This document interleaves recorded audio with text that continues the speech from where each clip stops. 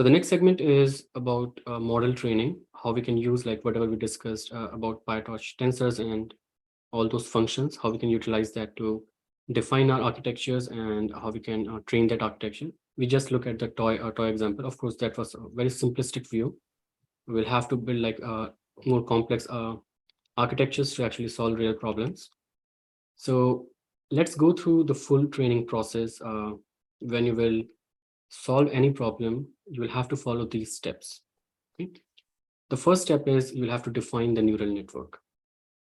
And the idea is like, whatever problem you have, you should know what will be the input. You should know what will be the output. Okay. So based on those 2 pointers and also like how big your network should be and how many layers, how many parameters there should be. So you will have like you will use some experience and make some judgment calls, define all those hyperparameters like number of kernels, size of kernels.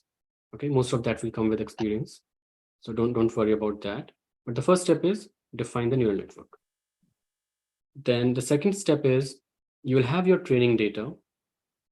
And to train your model, you will have to go through each sample of your training data, right? And then train your network. And as we discussed, we do that like in batches.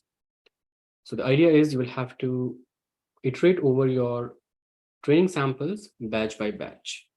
Okay, so you need code for that.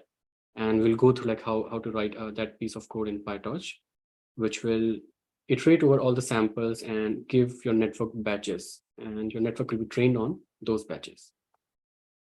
Okay, so the third step is once you have that piece of code which can give batches to your network, then the question is how that batch will be processed by your network to produce the desired output.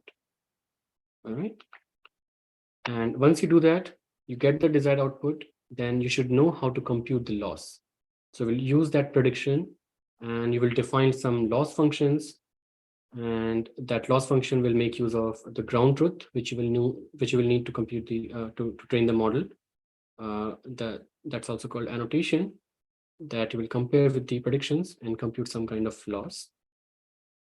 Once you have the loss function, then you'll have to compute the gradients. Okay, so that gradients will do like the back propagation, the backflow into the network to update each and every parameter inside your network. And once you have computed all the gradients, you will use those gradients to update the weights. And if you think about this, in all of this, the actual training is happening in this last step, which we have on this slide, update the weights of the network. That is the code like when actual training is happening, when you're changing the weights values.